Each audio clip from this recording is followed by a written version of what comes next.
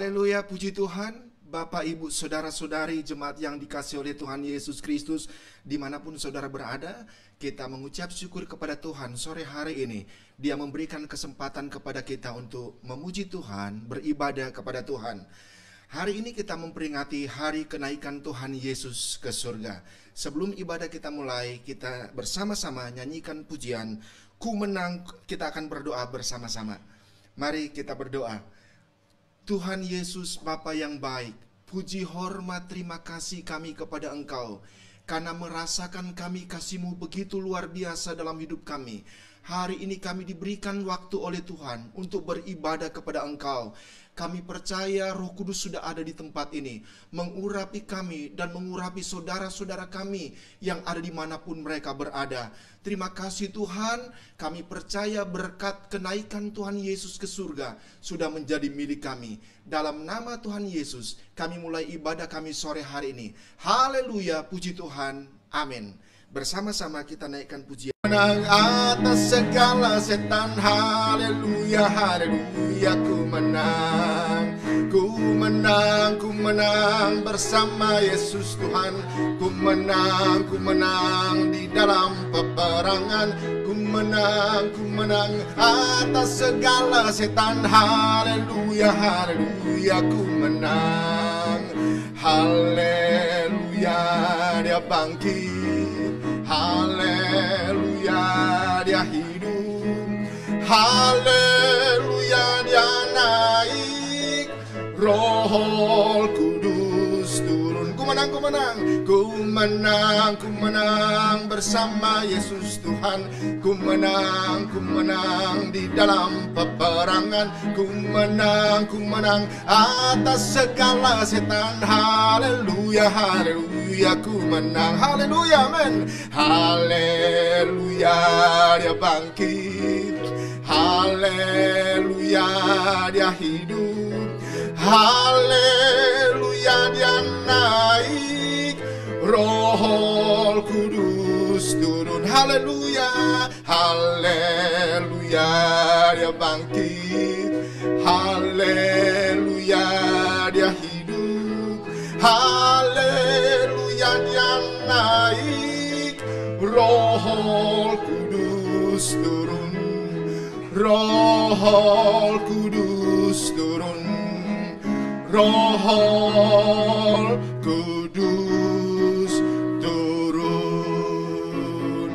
Haleluya, puji Tuhan. Kita masih memuji Tuhan lewat satu pujian penyembahan. Peganglah tanganku, Roh Kudus. Amin, amin. Haleluya, puji Tuhan. Terima kasih Tuhan Yesus. Amin. Glory.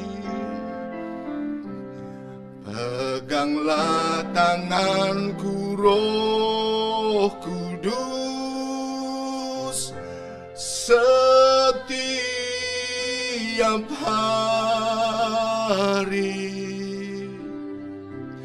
Ku tak dapat jalan sendiri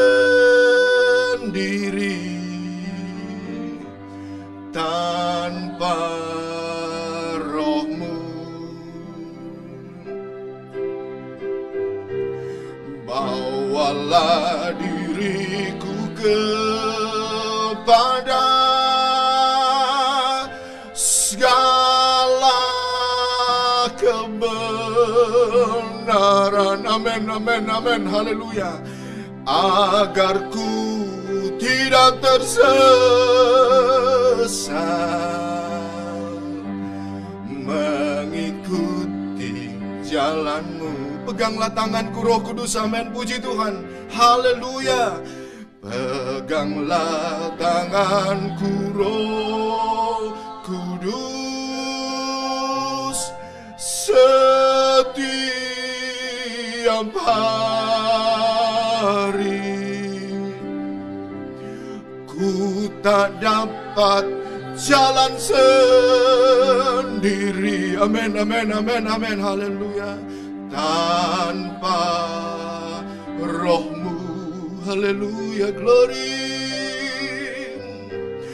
Bawalah diriku kepada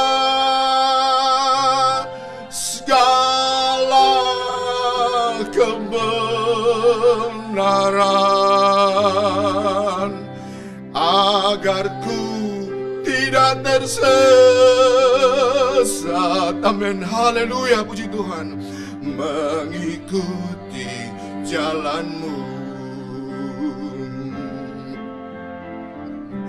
agar ku tidak tersesat.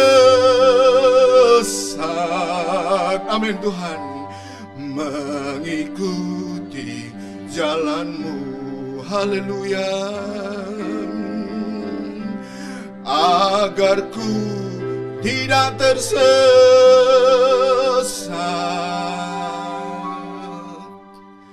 Mengikuti jalan-Mu.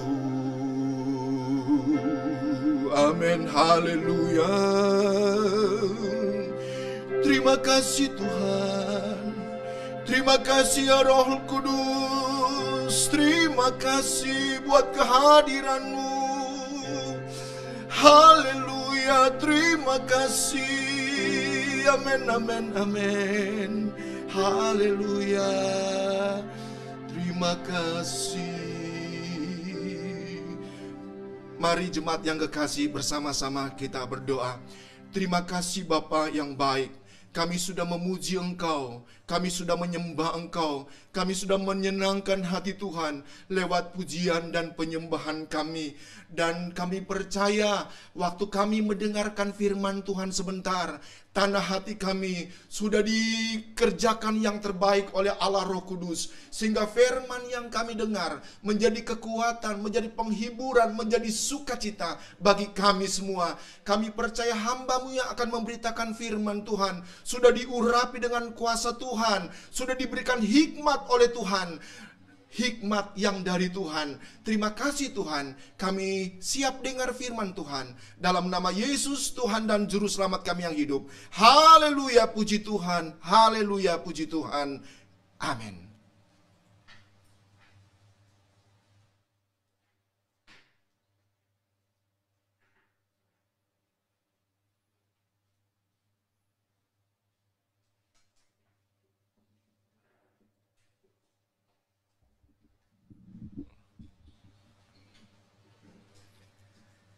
Haleluya.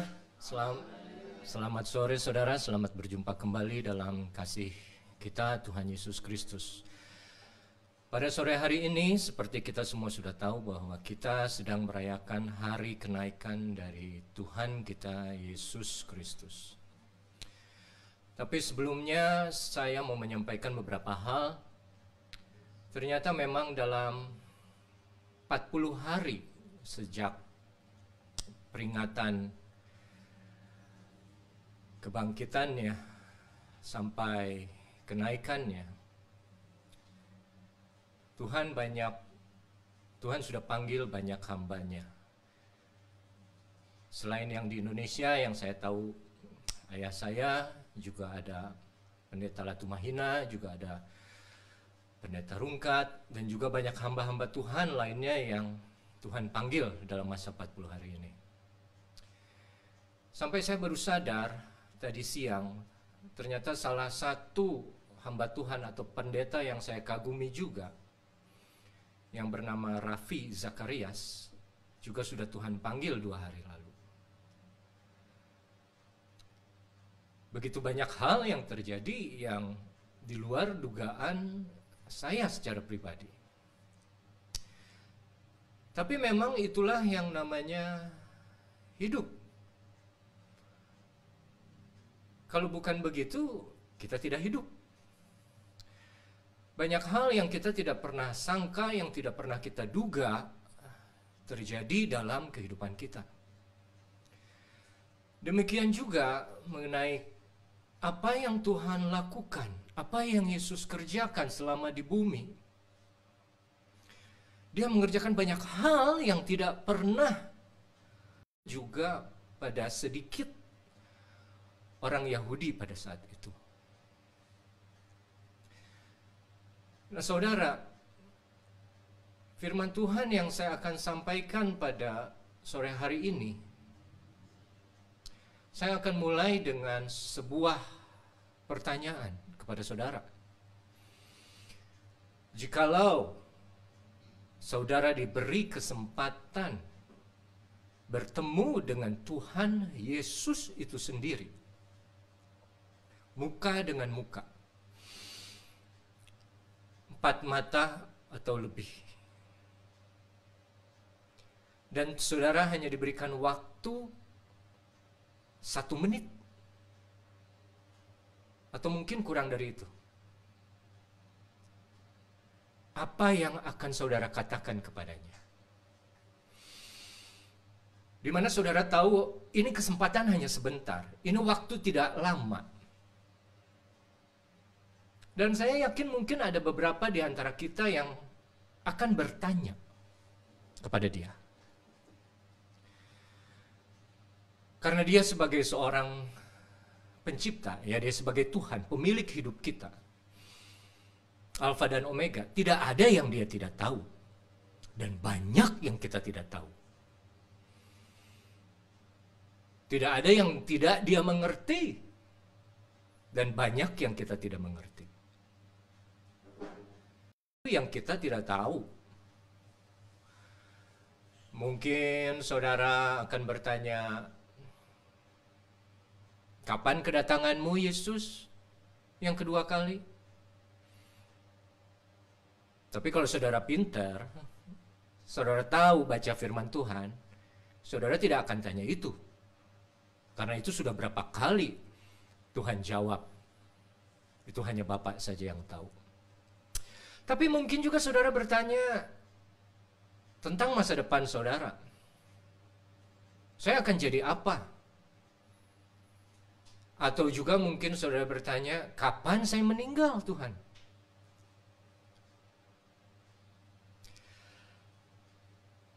Nah, yang saya rindu pada kesempatan sore hari ini, pada hari peringatan kenaikan Tuhan kita Yesus Kristus, kita akan belajar dari satu pertanyaan yang diberikan oleh murid-murid Yesus, rasul yang dia pilih sendiri, pada saat-saat terakhir sebelum Yesus naik ke surga.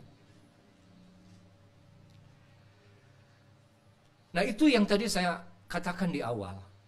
Apabila punya kesempatan terakhir bertemu dengan Yesus, apa yang akan saudara tanyakan kepadanya? Dan kita akan lihat sore hari ini bagaimana pertanyaan dari rasul-rasul Yesus yang dia pilih sendiri mengajukan sebuah pertanyaan yang sudah mengikuti Yesus 3,5 tahun dalam pelayanannya. Untuk lebih jelas, mari kita buka Kisah Rasul 1 ayat 1. Cerita mengenai kenaikan Tuhan Yesus yang tergambar sangat jelas hanya ditulis dalam Kisah Para Rasul. Hai Theophilus, dalam bukuku yang pertama aku menulis tentang segala sesuatu yang dikerjakan dan diajarkan Yesus. Lanjut. Sampai pada hari ia terangkat. Tentu kita tahu penulis Kisah Para Rasul adalah Lukas. Sebelum itu, sebelum ia terangkat, ia telah memberi perintahnya oleh Roh Kudus kepada rasul-rasul yang dipilihnya. Ayat 3. Kepada mereka ia menunjukkan dirinya setelah penderitaannya selesai. Ini bicara tentang bagaimana Yesus hadir di ruang atas, di loteng atas, upper room di Yerusalem. Dan dengan banyak tanda ia membuktikan bahwa ia hidup. Sebab selama 40 hari ia berulang-ulang menampakkan diri dan berbicara kepada mereka tentang kerajaan Allah. Tahan dulu di situ ya. Selama 40 hari ia berulang-ulang menampakkan diri kepada mereka. Kenapa sampai harus berulang-ulang? Karena Yesus tahu bahwa hati murid-muridnya itu masih penuh dengan keraguan.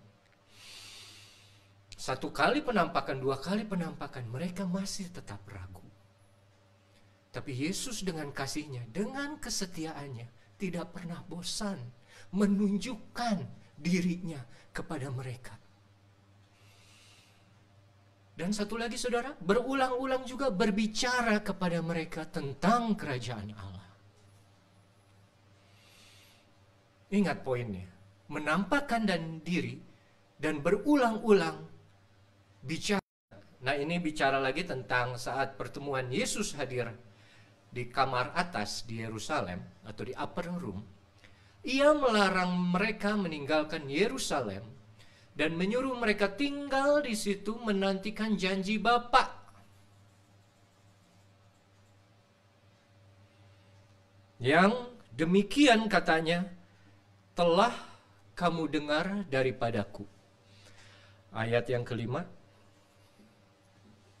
Sebab Yohanes membaptis dengan air, tetapi tidak lama lagi kamu akan dibaptis dengan Roh Kudus. Nah, itu kata-kata Yesus kepada murid-muridnya di kamar atas atau di kamar loteng di Yerusalem. Nah, yang kita akan belajar ada terdapat dalam ayat yang ke-6. Kisah Rasul 1 ayat yang ke-6. Ini yang tadi saya minta kita renungkan bersama. Maka bertanyalah mereka yang berkumpul di situ. Nah, saudara, kita belajar sedikit bahwa orang-orangnya ini sama dengan yang ada di kamar atas, tapi tempatnya berbeda. Mereka bertanya, Tuhan, maukah Engkau pada masa ini memulihkan kerajaan bagi Israel?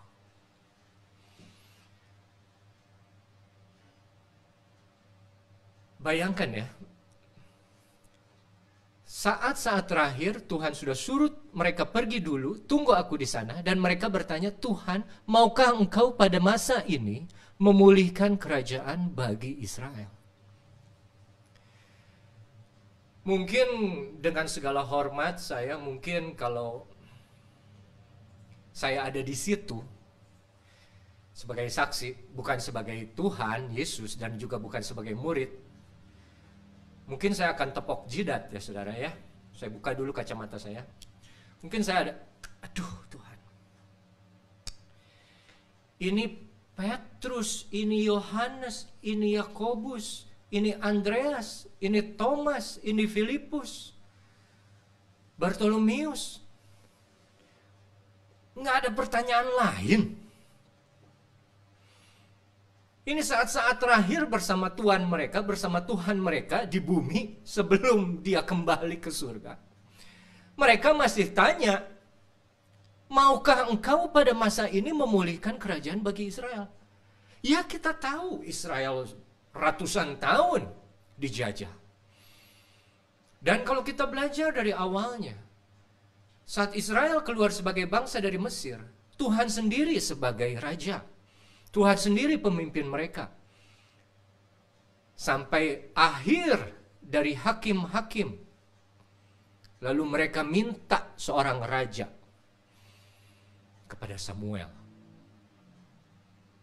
Di mana sebetulnya ada kesedihan dari Tuhan.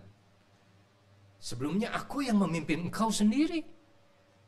Sekarang engkau ingin menjadi sebuah kerajaan. Padahal engkau adalah bangsaku yang terpilih. Engkau ingin memilih rajamu sendiri. Engkau tidak mau lagi aku sebagai Tuhanmu, sebagai pemimpinmu. Dan kita tahu, mereka angkat Saul, dan Saul kesalahannya seperti apa. Lalu diteruskan Daud, lalu diteruskan Salomo, pecah dua. Setelah itu makin rusak, kerajaannya makin lemah, makin jauh mereka dari Tuhan. Akhirnya dibuang ke Asyur, ke Babilonia. Dan akhirnya selama 400 tahun diam, tidak ada lagi itu yang namanya kerajaan Israel. Mereka ada di bawah berbagai macam pemerintahan yang berbeda-beda. Dari Yunani sampai akhirnya Roma. Dan sekarang coba kita lihat dulu dalam bahasa Inggrisnya ayat yang ke-6 ini. When they therefore were come together, they asked of him, saying, Lord, will thou at this time, saat ini, restore, mengembalikan kembali the kingdom to Israel. Tuhan, bisa nggak sih sekarang, mumpung kamu masih ada di sini, untuk mengembalikan kembali kerajaan yang dulu ada kepada Israel? Saya nggak tahu pikiran Yesus. Tapi kalau saya misalnya berandai-andai saya jadi guru mereka, saya jadi guru murid-murid ini, saya sedih. Sia-sia ini 3,5 tahun saya mengajar mereka. Mereka ikuti kemana aku pergi. Mereka mungkin mencatat juga apa yang aku bicara. Tapi pikiran mereka tentang kerajaan Allah masih tetap kerajaan yang jasmani. Di mana kerajaan Allah untuk Yesus sendiri sudah ditentukan sebuah kerajaan spiritual. Tapi sampai Yesus sudah mati dan Yesus dibangkitkan, 40 hari berjalan, berulang-ulang menampakkan diri, berulang-ulang berbicara tentang kerajaan Allah, dan tetap sampai menit-menit terakhir mereka bertemu dengan Tuhan mereka Yesus Kristus, pikiran mereka masih tidak bisa lepas dari kerajaan duniawi. Kerajaan daging. Masih berpikir apa yang ada di luar, apa yang nampak. Apa yang Tuhan ajarkan masih belum menyentuh hati mereka.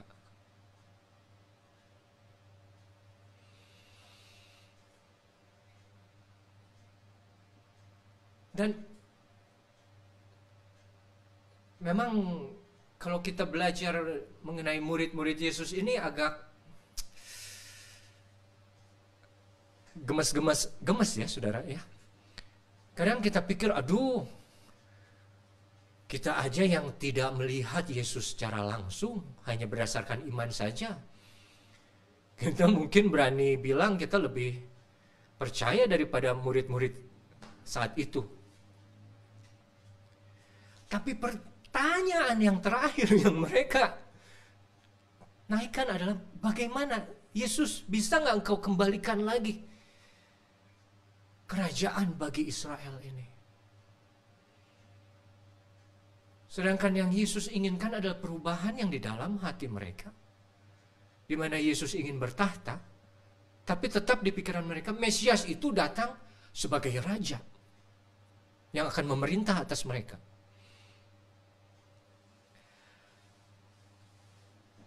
Ayat yang ke-7 adalah jawaban Yesus.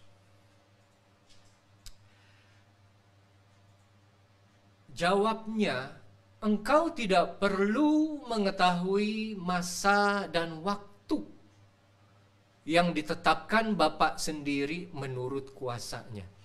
Nah saudara,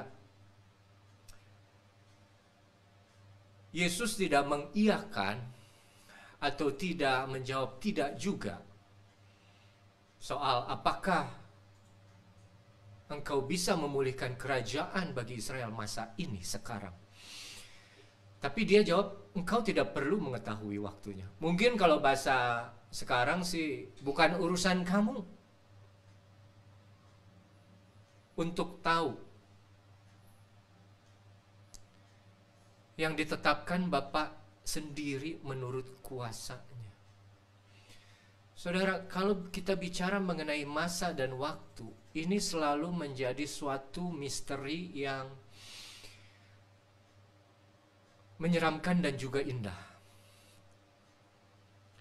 Indah apabila terjadi segala sesuatu indah pada waktunya dalam Pengkhotbah 3. Tapi menyeramkan apabila terjadi sesuatu hal yang kita tidak pernah sangka, yang tidak pernah kita inginkan, datang di waktu yang kita tidak pernah tahu. Dan Yesus yang disebut juga akulah Alfa dan Omega, yang ada, yang sudah ada, dan yang akan ada. Yang sudah ada sebelum waktu bumi berjalan, dan yang akan tetap ada setelah waktu bumi ini berhenti. Dia jawab, bukan urusanmu untuk tahu masa dan waktu. Dan dia bicara ini dikembalikan kepada Bapa yang mengatur segala sesuatu. Artinya apa? Ada yang memang Yesus percayakan kepada kita, ada yang memang Tuhan sendiri sembunyikan dari kita. Kenapa? Kita bayangkan saja, saudara. Tadi di awal saya tanya, kalau saudara mau tanya satu hal kepada Yesus dan dia akan jawab, taruhlah saudara tanya, Tuhan kapan saya akan mati? Dan Tuhan jawab, kamu akan mati 1 bulan dari sekarang.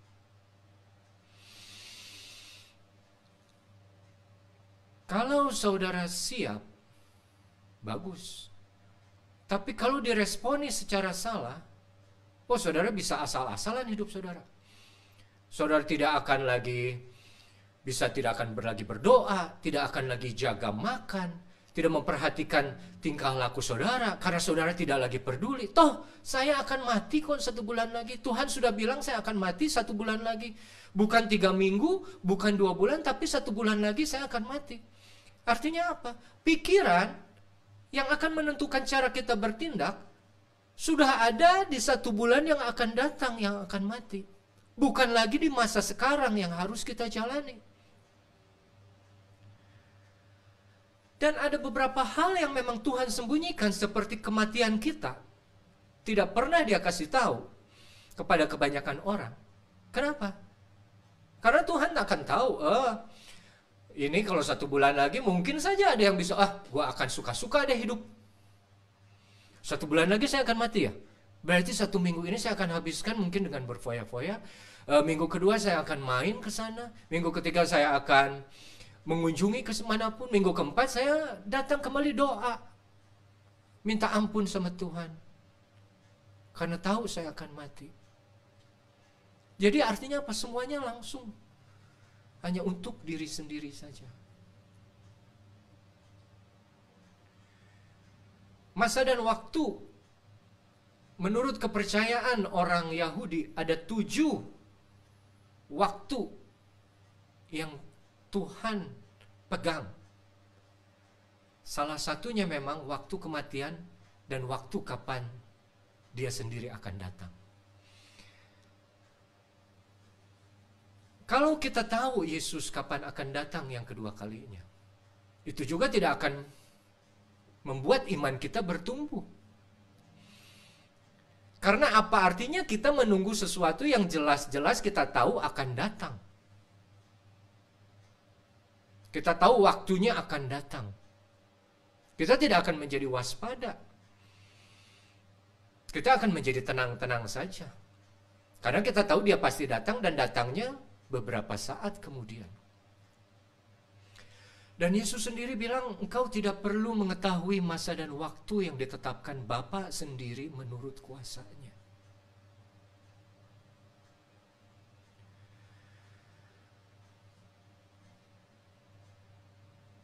Tetapi ayat ke-8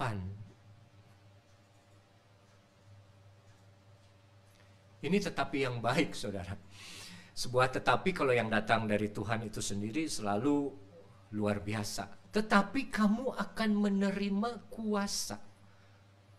Kalau Roh Kudus turun ke atas kamu, dan kamu akan menjadi saksiku di Yerusalem dan di seluruh Yudea dan Samaria dan sampai ke ujung bumi. Kembali Tuhan membimbing pemikiran murid-muridnya agar mereka tidak fokus kepada sesuatu yang bukan yang harus mereka ketahui. Bukan urusan mereka. rahasia yang memang ditetapkan tertutup sampai akhir zaman. Soal pemulihan kerajaan Israel. Sekarang kita bayangkan, kalau misalnya Yesus jawab pertanyaan di ayat ke-6 yang memulihkan kerajaan bagi Israel, kerajaan Allah di mana Yesus sebagai raja berdaulat di atas bumi. Tuhan Yesus beritahukan nanti itu 2000 tahun kemudian, setelah aku datang kembali yang kedua. Gimana perasaan murid-murid?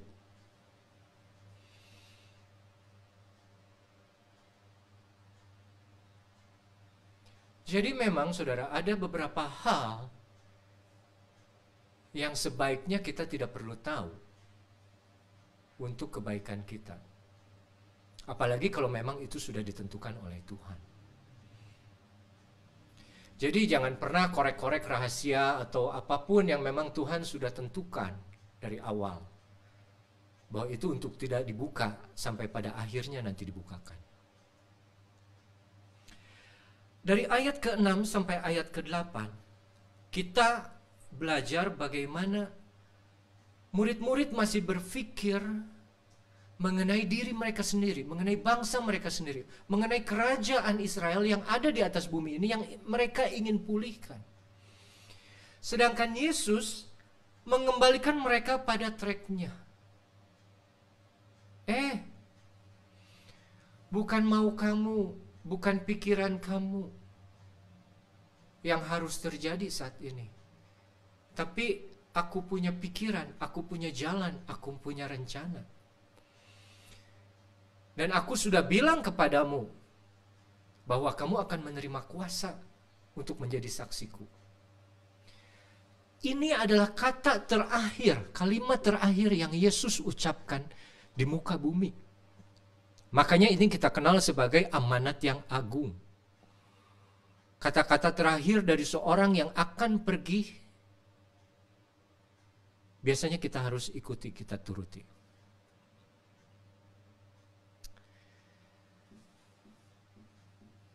Dan dia bilang, kamu akan menerima kuasa.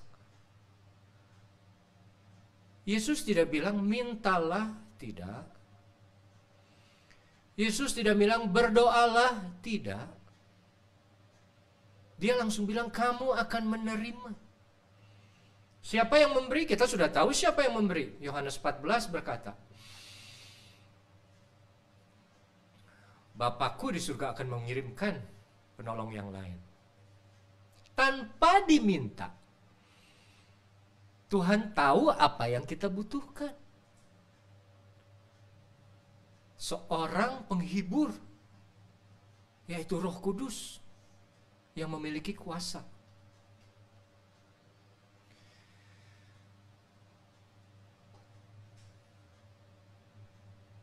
Dan kuasa ini yang akan memampukan kita, saudara, menjadi saksi. Ini yang Yesus inginkan. Yesus tidak ingin murid-muridnya berhenti saat dirinya kembali ke surga.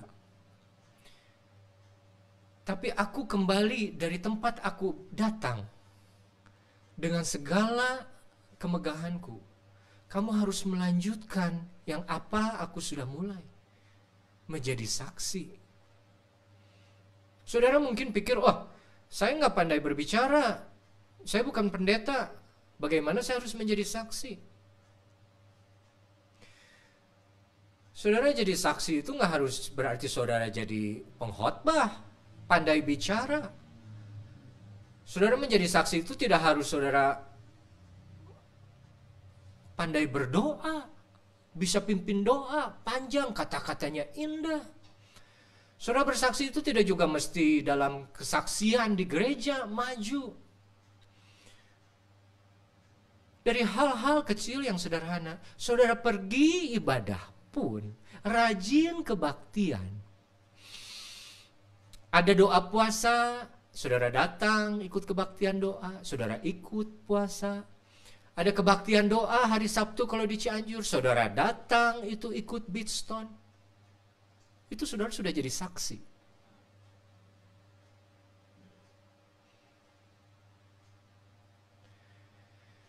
Saksi bagi apa? Bagi kebaikan Yesus Kristus. Bagaimana kasih-Nya sudah ada di dalam hidup kita. Bagaimana kita mau mensyukuri apa yang Tuhan sudah lakukan buat kehidupan kita dengan jalan beribadah kepadanya, berdoa, menyembah. Saudara bayangkan bagaimana kalau saudara sudah jadi jemaat sebuah gereja puluhan tahun, dari sekolah minggu mungkin, remaja, kaum muda, sampai sekarang sudah separuh baya. Tapi pertumbuhannya, kebaktian hanya sekali. Doa puasa saya tidak pernah lihat. Beson saya tidak pernah lihat. Apa itu jadi saksi? Dan ingat saudara, ini kata-kata terakhir yang Yesus inginkan, yang Yesus ucapkan, ini firman-Nya yang Yesus ucapkan terakhir kali saat masih di bumi kepada murid-muridnya. Jadi saksiku. Oh, bagaimana saya terharu selama masa corona ini. Ada satu pemudi di gereja yang selalu WA sama saya. Dia selalu WA sama saya kalau setiap kali selesai ibadah streaming online, terus dia kasih tahu dia sudah nonton di YouTube, terus dia lapor, Kak Revi, ini ada yang nggak suka 3 orang, nggak suka 5 orang. Ya saudara tahu kan, misalnya kalau di YouTube itu kan bisa jempol atas atau jempol ke bawah. Terus nanti dia cerita, Kak Revi, ini saya puasa loh hari Rabu. Dia tetap puasa loh saudara. Di saat kebaktian doa puasa secara fisik tidak ada di gereja kami selama masa pandemi corona ini. Tapi ini pemudi, perempuan, dia tetap puasa. Setidaknya dia sudah jadi kesaksian untuk keluarganya di rumah dan untuk saya secara pribadi. Yesus bisa pakai siapa saja. Yesus bisa mengutarakan firman-Nya melalui siapa saja. Yesus bisa menyatakan dirinya melalui kesaksian siapa saja. Selama orang itu mau diisi oleh Roh Kudus.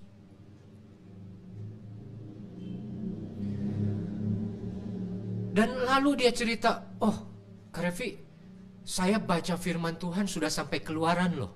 Waduh, sejak kapan itu bacanya? Sejak mulai ada corona.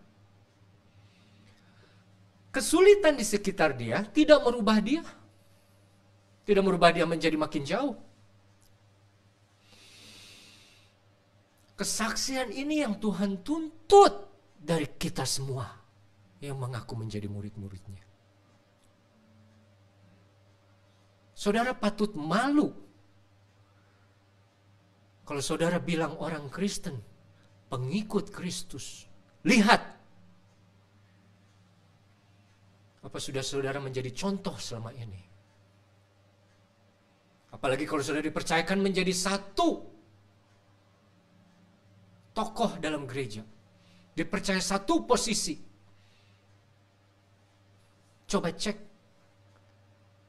Sudah pantaskah aku ada di posisi itu? Sudah adakah aku menjadi saksi bagi dia? Kenaikan Yesus berbicara tidak saja bahwa gimana dia kembali kepada yang mengutusnya. Kembali dari mana dia datang. Tapi ini saksi. Yang banyak kita lupa. Bahwa selama kita hidup kita harus jadi saksi.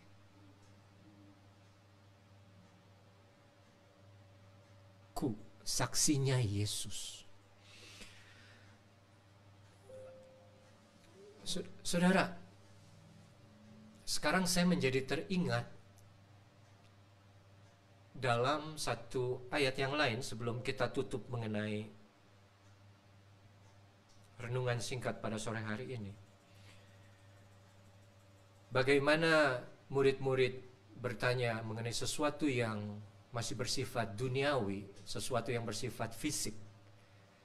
Sedangkan Yesus sudah berbicara mengenai sesuatu yang bersifat rohani atau spiritual. Dan Yesus jawab, bukan urusanmu, engkau tidak perlu mengetahui masa dan waktunya. Coba kita buka Yesaya 55 ayat yang ke-8, ayat yang sangat terkenal. Bahasa Indonesia tertulis, sebab rancanganku bukanlah rancanganmu dan jalanmu bukanlah jalanku, demikianlah firman Tuhan. Ayat yang sangat terkenal, tapi saya lebih suka bahasa Inggrisnya. Bahasa Inggrisnya bilang, for my thoughts are not your thoughts. Artinya apa? Pikiranku bukan pikiranmu. Kita kembali lagi ke bahasa Indonesia. Pikiran Tuhan bukan pikiran kita. Saudara, kita jangan ngomong soal pikiran Tuhan ya. Pikiran sesama kita aja kita nggak tahu. Pikiran yang duduk di sebelah kita aja kita nggak tahu. Pikiran orang yang sudah hidup bertahun-tahun dengan kita saja, kita masih tidak tahu dan tidak mengerti. Contoh, saya kuliah S1 psikologi. Saat itu banyak orang tanya kepada saya, kenapa kamu masuk psikologi, Ref? Saya bilang salah satu hal yang mendorong saya masuk psikologi adalah karena saya tidak mengerti atau faham mengenai ayah saya, almarhum. Tingkah laku ayah saya saat itu saya tidak faham. Makanya saya masuk psikologi. Saya jawab itu, dan betul itu, saya jujur. Papa saya juga tahu kok, sudah pernah dengar itu berulang kali. Pikiran seorang ayah saja yang darah gennya ada di saya tidak sepenuhnya tahu dan mengerti. Dan saat itu saya jawab, saya masuk psikologi. Terus ada lagi yang tanya, jadi gimana setelah lulus? Setelah lulus psikologi, tetap sama aja saya tidak mengerti cara pemikiran ayah saya. Betul. Pemikiran ibu saya dengan segala hormat, saya tidak mengerti juga. Sampai sekarang saya tidak mengerti. Dan memang bukan sesuatu yang harus kita mengerti dan harus pahami itu.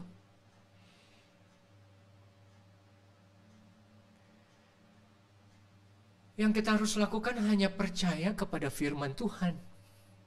Jangan pikiran orang lain, saudara.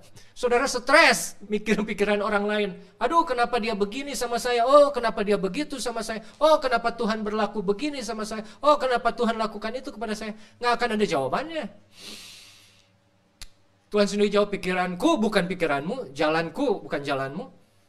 Dan kalau kita terus ke ayat 9, dia bicara mengenai jauhnya, bedanya itu. Buka Yesaya 55 ayat 9. Tingginya langit bumi, demikian tingginya jalanku dari jalanmu, rancanganku dari rancanganmu. Aduh, saya aja yang jadi anaknya awan datu nggak ngerti pemikirannya papa saya. Apalagi walaupun kita diciptakan gambar dan rupa Allah, tetap saja kita tidak bisa faham pikiran yang menciptakan kita. Dan itu yang membedakan kita dengan Tuhan. Kalau kita tahu apa yang Tuhan pikirkan, ya kita sama saja. Bahwa itu kita Tuhan sendiri. Dan itu yang kita lihat terjadi pada percakapan terakhir antara murid Yesus dengan Yesus. Kok 3,5 tahun ini belajar dari Yesus, tidak mengerti apa-apa. Tidak mengerti pemikiran Yesus. Bahwa kerajaan Allah yang dia maksudkan adalah kerajaan spiritual, kerajaan rohani. Bukan mengenai kerajaan Israel akan jadi raja lagi. Ada satu raja yang berkuasa mengalahkan semua bangsa. Dan tetap sampai akhirnya, sampai Yesus mau kembali ke surga, nggak nyampe. Pemikiran murid-muridnya nggak nyampe. Dan Yesus jawab tadi di ayat 7, bukan urusanmu. Untuk tahu itu bukan urusan kita. Urusan kita hanya menerima kuasa dari Roh Kudus. That's it. Itu. Mau rancangan Tuhan seperti apa, nggak mengerti. 5 ayat 10. Yesaya 5 ayat 10. Sebab seperti hujan dan salju turun dari langit, turun dari atas ke bawah, tidak kembali ke situ, melainkan mengairi bumi, membuatnya subur, dan menumbuhkan tumbuh-tumbuhan, memberikan benih kepada penabur, dan roti kepada orang yang mau makan. Ayat 11. Demikianlah firmanku yang keluar dari mulutku, ia tidak akan kembali kepadaku dengan sia-sia. Ia akan melaksanakan apa yang kukehendaki dan akan berhasil dalam apa yang kusuruhkan kepadanya. Saudara, ayat 10 merupakan bayang-bayang dari apa yang Yesus katakan dalam Kisah Rasul 1 ayat 8. Bagaimana Roh Kudus yang Tuhan sudah berikan dari atas ke bawah, yang sudah turun ke bumi. Kita ulang ayat 10. Akan mengairi bumi, membuatnya subur, menumbuhkan tumbuh-tumbuhan, memberikan benih kepada penabur, roti kepada orang yang mau makan. Kita tahu ada bagian masing-masing. Siapa yang menabur? Tapi siapa yang menumbuhkan? Roh Kudus, saudara. Sejak Roh Kudus turun, sejak Yesus bilang, kamu akan menerima kuasa, Roh Kudus itu tidak kembali ke atas dengan sia-sia. Dia memberi benih kepada semua orang yang menaburkan firman di dalam kehidupannya. Dia memberi bahan kepada semua orang yang mau makan, yang kepada rindu kepada roti hidup itu. Hanya Roh Kudus yang bisa mengerjakan semuanya dalam hidup saudara, dalam hidup saya, dalam hidup kita semua. Dan Roh Kudus yang sudah diberikan itu tidak akan sia-sia, tidak akan kembali. Firman-Nya seperti Yesaya 55 ayat 11 berkata, tidak akan kembali kepadaku sia-sia. Roh Kudus yang diberikan kepada murid-murid itu, yang menjadikan murid-murid dari mereka yang pengecut, menjadikan mereka saksi, yang kalau dalam bahasa aslinya martur atau martir, yang siap mati untuk Tuhan. Yang mereka takut bersembunyi asalnya, tapi setelah kuasa itu ada, mereka jadi saksi, memberitakan firman, memberitakan kabar baik, memberitakan Yesus itu siapa, kepada siapapun, dimanapun, sampai ke ujung dunia. Roh Kudus tidak akan sia-sia, saudara. Karena firman-Nya, firman yang keluar dari Yesus sendiri. Kamu akan menerima kuasa dan kamu akan menjadi saksiku. Saudara, Yesus sudah ada. Yesus sudah mati. Yesus sudah bangkit dan Yesus sudah naik. Roh Kudus sudah turun dari atas, dari langit. Roh Kudus yang memberikan semua kehidupan sekarang. Roh Kudus yang memberikan kekuatan. Roh Kudus yang memberikan penghiburan. Roh Kudus yang memberi kekuatan. Roh Kudus yang memberikan firman. Alkitab yang kita baca bisa hidup karena ada Roh Kudus. Saudara masih ada sampai saat ini karena Roh Kudus yang memberi kuasa itu ada di dalam hidup saudara. Mari saudara, jangan pernah tinggalkan Roh Kudus. Selalu berharap kepadanya. Selalu jadikan dia sebagai jalan. Selalu ikuti dia karena dia selalu akan memimpin kita kepada segala kebenaran. Dan terakhir kalinya, biarlah kita tetap boleh menjadi saksi bagi kebaikan Yesus Kristus. Kabar baik tidak berhenti di hidup saudara. Kabar baik harus kita lanjutkan ke semua orang. Ke saudara kita, ke semua orang yang kita tidak kenal. Karena itu yang Yesus inginkan. Dan Yesus akan mampukan kita. Karena ada kuasa yang dia sudah berikan melalui Roh Kudus. Haleluya. Demikian saudara, firman Tuhan pada sore hari ini. Biarlah itu boleh menjadi berkat. Dan saya rindu menyanyikan satu pujian. Dan ini bukan lagu penyembahan. Saya undang saudara-saudara yang ada di rumah ini untuk bangkit berdiri ya. Saudara mungkin pegal kan duduk dari tadi kan. Jadi coba berdiri sendiri. Berdiri sedikit. Kita nyanyikan, oh inilah kabar yang senang.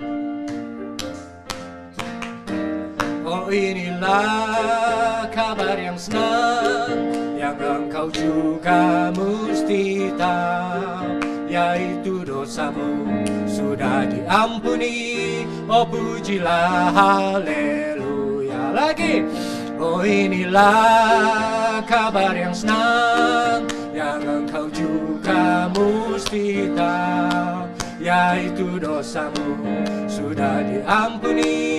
Oh pujilah haleluya. Sekali lagi, oh inilah kabar yang senang, yang engkau juga mesti tahu, yaitu dosamu sudah diampuni. Oh pujilah haleluya. Yaitu dosamu, yaitu dosamu sudah diampuni. Oh pujilah haleluya. Sekali lagi, yaitu dosamu sudah diampuni.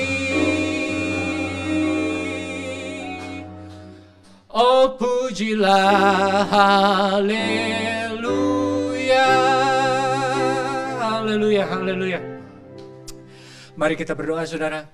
Tuhan, terima kasih untuk firman-Mu pada sore hari ini yang kembali mengingatkan kami apa yang Engkau inginkan bagi kami lakukan untuk Engkau. Yaitu menjadi saksi-Mu Tuhan. Saksi mengenai kabar baik, mengenai apa yang sudah Engkau perbuat untuk hidup kami. Dan kabar baik ini, kabar keselamatan ini, Engkau inginkan untuk kami sebarkan kepada yang lain. Karena seperti kerinduan-Mu, Engkau menjadi juru selamat tidak saja untuk menjadi juru selamat bagi bangsa Israel, tapi untuk semua umat bangsa yang ada di muka bumi ini. Tuhan, sesuai firman-Mu yang kami percaya tidak sia-sia. Kami tahu, kami percaya, kami sudah menerima kuasa itu dari Roh Kudus yang sudah Engkau berikan kepada kami. Biarlah dengan kuasa yang Kau turunkan kepada kami, memampukan kami, memberikan keberanian kepada kami, memberikan urapan kepada kami, agar kami boleh bersaksi kepada setiap orang, kepada semua yang ada di sekeliling kami. Tidak saja hanya dengan bibir dan mulut, tapi dengan apa yang kami lakukan. Kami ingin bersaksi mengenai kebaikan Tuhan itu. Terima kasih Bapa, terima kasih Tuhan. Terima kasih untuk firman-Mu.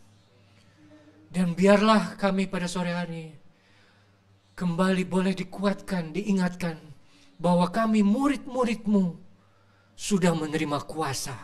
Dan tugas kami adalah menjadi saksi Kristus untuk selanjutnya. Terima kasih Bapa, terima kasih. Kami menerima berkat firman-Mu ini di dalam nama Tuhan Yesus Kristus, Juru Selamat kami yang hidup, penebus kami yang setia. Haleluya. Amin. Selamat sore saudara. Sampai berjumpa pada kebaktian pagi dan sore hari Minggu 3 hari kemudian. Haleluya.